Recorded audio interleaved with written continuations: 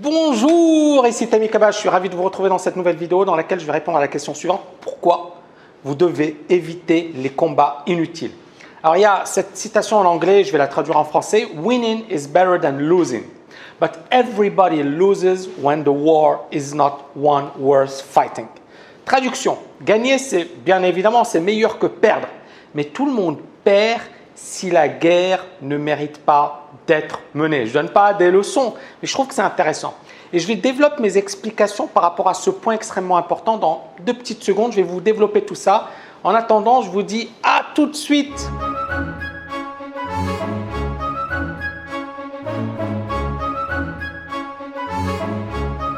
Alors, quand on étudie l'histoire, on se rend compte, n'importe quelle guerre, toutes les guerres ont eu des conséquences dramatiques dans les deux camps. C'est-à-dire que personne ne gagne après une guerre, même si effectivement vous avez des gagnants et des perdants. Les gagnants, ce sont les États, mais les perdants, ce sont les personnes, effectivement, les personnes qui se sont battues, les familles des personnes qui se sont battues, et puis bien évidemment toutes les personnes de leur entourage, etc. Donc il y a beaucoup de personnes qui perdent de gros durant ces guerres. Pour moi, les gagnants, ce ne sont certainement pas ceux qui ont mené la bataille. Ce ne sont pas non plus leurs familles, leurs parents, leurs femmes, leurs maris, leurs enfants. Tout cela, ils ont perdu. Ils ont perdu gros. Donc avant de mener un combat, il faut d'abord et avant tout réfléchir aux conséquences. D'accord? C'est très important. C'est-à-dire qu'il ne faut pas se dire « je mène un combat pour mener un combat ». Non, je réfléchis à ce que ça va me coûter.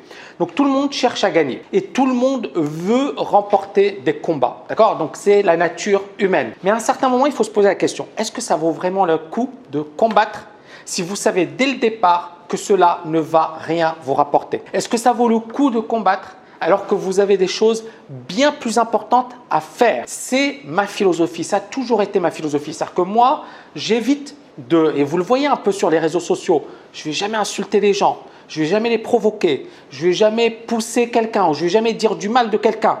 Est-ce que vous m'avez déjà vu dire quelque chose? Alors après, bien évidemment, quand on va m'attaquer, je vais me défendre. Mais jamais c'est moi qui vais lancer l'offensive. Jamais. Pourquoi? Parce que c'est une perte de temps, parce que je préfère consacrer mon temps à des choses constructives plutôt qu'à des enfantillages. Premier point, est-ce que ça vaut le coup de mener un combat? Alors lorsque vous devez combattre, c'est la première question que vous devez vous poser. Est-ce que ça vaut le coup? Pesez le pour et le contre. Beaucoup de personnes vont essayer de vous faire perdre du temps et vous détourner de ce que vous devez faire de votre mission. Quand je reçois par exemple une attaque débile, je raisonne de la manière suivante. Est-ce que Bill Gates répond à toutes les attaques et à toutes les insultes sur Twitter et sur Facebook? Est-ce que Warren Buffett fait de même? Est-ce que George Soros également? Alors bien évidemment, je ne me compare pas à ces gens-là, mais je pense que c'est intéressant. Est-ce que vous pensez que Warren Buffett est devenu archi-milliardaire en répondant à toutes les critiques qu'on lui faisait? Est-ce que vous pensez que Bill Gates est devenu l'homme le plus riche des États-Unis, l'homme le plus riche au monde, en répondant à toutes les critiques? Est-ce que vous pensez que George Soros également? Et c'est là où on en revient à mettez-vous à leur place. C'est-à-dire, je ne vous dis pas, ce n'est pas forcément une ambition, mais mettez-vous à la place des personnes qui réussissent. Ces personnes, on va les insulter tous les jours. Elles vont recevoir effectivement des attaques hyper dures, hyper sévères. Toutes les personnes qui réussissent. Trouvez-moi une seule personne qui a réussi et qui n'est pas insultée et critiquée tous les jours. Trouvez-la moi. Même Steve Jobs, vous allez me dire oui, non, Steve Jobs, il y avait plein de gens qui le détestaient, qui l'insultaient au quotidien, qui trouvaient qu'il était colérique, que le gars il était un peu space, que c'était un pingre, etc. Et aujourd'hui, bien évidemment, on dit de lui que c'était quelqu'un d'extraordinaire, mais ça n'a pas toujours été le cas. On va parler de Michael Jackson. Vous savez, le gars, ce qu'on disait de lui avant sa mort, c'était les pires horreurs. Tous les médias ne faisaient qu'en parler. Et il y avait de quoi devenir fou. Et bien évidemment, à sa mort, tout le monde l'a trouvé très beau, très magnifique, etc. Tout le monde disait que c'était le plus grand artiste de tous les temps. Mais avant sa mort, le pauvre, il en a pris plein la figure.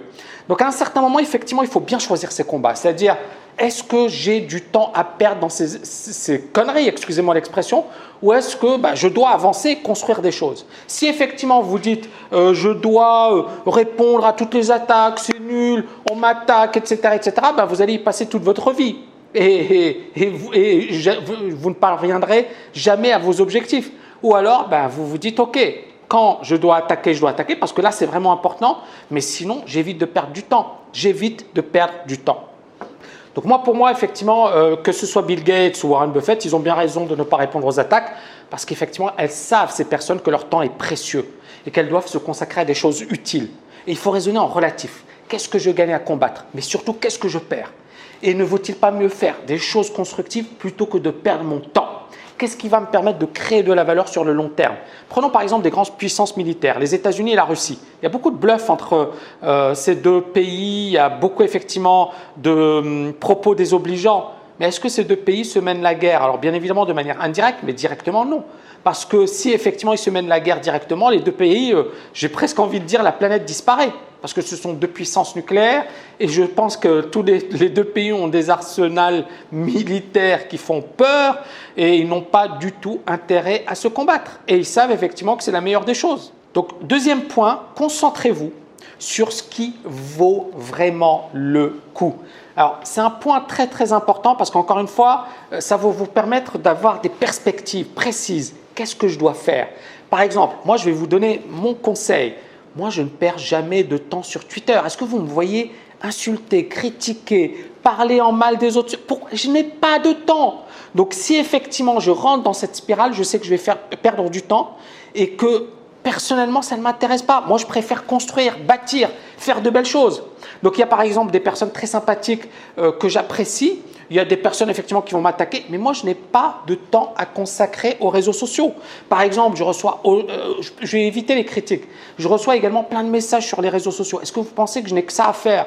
C'est-à-dire que je reçois tous les jours je ne sais combien de messages. Il y a des personnes qui me disent: Tami, qu'est-ce que vous pensez de mon mémoire? Tami, est-ce que vous pouvez m'aider pour ceci? Tami, est-ce que vous pouvez répondre à cette question? Tami ceci, Tami cela. Le problème, c'est que voilà, j'ai 24 heures, il y a 24 heures dans une journée. On ne peut pas effectivement se démultiplier et on doit à un certain moment se concentrer sur le plus important. Donc c'est la raison pour laquelle moi personnellement je ne réponds que très rarement aux questions sur les réseaux sociaux de toutes les manières et même aux attaques. Et dès que j'ai par exemple quelqu'un qui va m'insulter, je m'en fiche. Qu'est-ce que je fais? Je supprime parce que je n'ai pas de temps à lui consacrer. C'est-à-dire, est-ce que j'ai du temps à consacrer à quelqu'un d'inutile?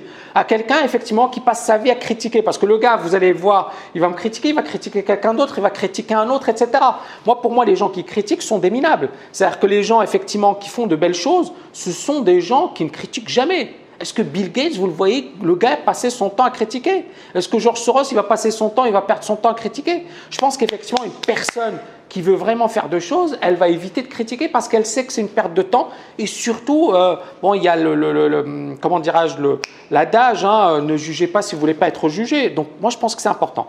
L'autre point important, c'est que moi, généralement, je passe très peu de temps sur Twitter, sur Facebook. Généralement, qu'est-ce que je fais? J'utilise YouTube parce que je pense que ça vaut vraiment le coup parce qu'effectivement, une vidéo, elle a beaucoup plus d'impact. Donc, quand par exemple, je reçois la même question plusieurs fois, qu'est-ce que je fais? Au lieu de répondre à chaque fois, parce que je n'ai pas le temps, j'utilise YouTube. Alors, bien évidemment, c'est super pour la TKL parce que ça nous donne une exposition. C'est super pour les personnes qui nous suivent parce que ça leur permet effectivement d'avoir mon avis, mon opinion. Alors, bien évidemment, certaines personnes ne vont pas m'apprécier, mais je m'en fiche. Encore une fois, je ne le fais pas pour tout le monde. Je le fais pour ceux qui me suivent, ceux qui effectivement apprécient mon travail. Après, bien évidemment, je peux comprendre que je ne puisse pas plaire à tout le monde, mais c'est la nature humaine et c'est tout à fait normal et tous les goûts sont dans la nature. Je déteste également le règne de la petite phrase. Moi, je préfère le contenu argumenté. C'est pour ça que je préfère faire des vidéos, parce qu'on prend son temps, on développe quelque chose, c'est beaucoup plus constructif. On n'est pas dans quelque chose de léger, dans la petite phrase, encore une fois. Donc moi, je préfère véritablement me concentrer sur des choses qui rapportent et qui apportent une véritable valeur ajoutée à ceux qui nous suivent, plutôt que d'être sur Twitter ou sur Facebook. Encore une fois, je ne critique pas ceux qui le font. C'est très bien, il y en a qui le font super bien. C'est juste que moi, personnellement, ce n'est pas quelque chose qui me plaît. Troisième point, combattez quand vous estimez que c'est la seule et unique solution. Moi, encore une fois, je suis quelqu'un de très patient. J'attends.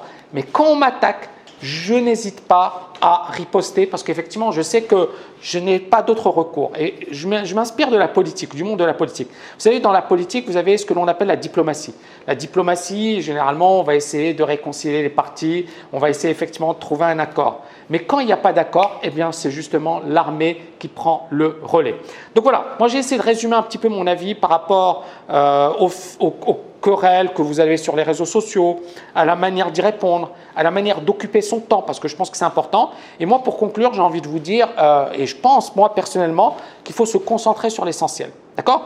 Si vous réussissez, et c'est ce que je vous souhaite, pour ceux qui me suivent, vous allez être de plus en plus attaqué, insulté, vilipendé. Il y a deux manières de réagir. Soit j'arrête et je dis, je ne serai plus jamais insulté. Ça. Si j'arrête, je ne fais rien, personne qui va m'insulter.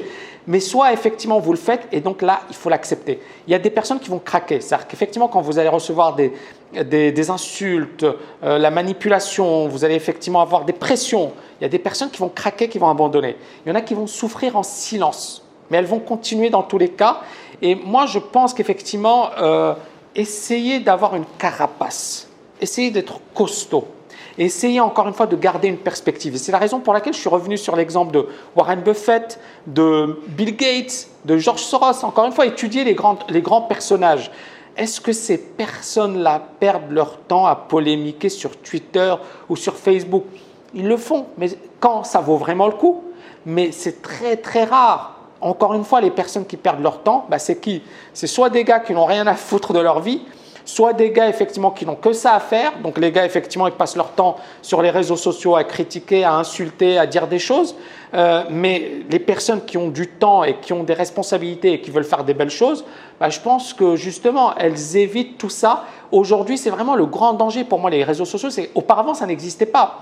Mais aujourd'hui il y a des tas de personnes qui perdent un temps fou dans du vide, dans du n'importe quoi. Et c'est là où, encore une fois, je pense que ceux qui feront la différence aujourd'hui, ce sont ceux qui justement comprendront le danger des réseaux sociaux, comprendront le danger de perdre du temps et qui se diront « Ok, je ne suis pas comme les autres, mon temps il est précieux, mon temps il est hyper important. Eh bien, je ne vais pas le perdre à critiquer ou à passer ma vie sur un réseau social ou sur un forum. Je vais le consacrer à des choses constructives. D'accord? Je pense que c'est très, très important. J'espère que vous avez aimé cette vidéo. N'oubliez pas de la liker. Je vous dis à très, très bientôt.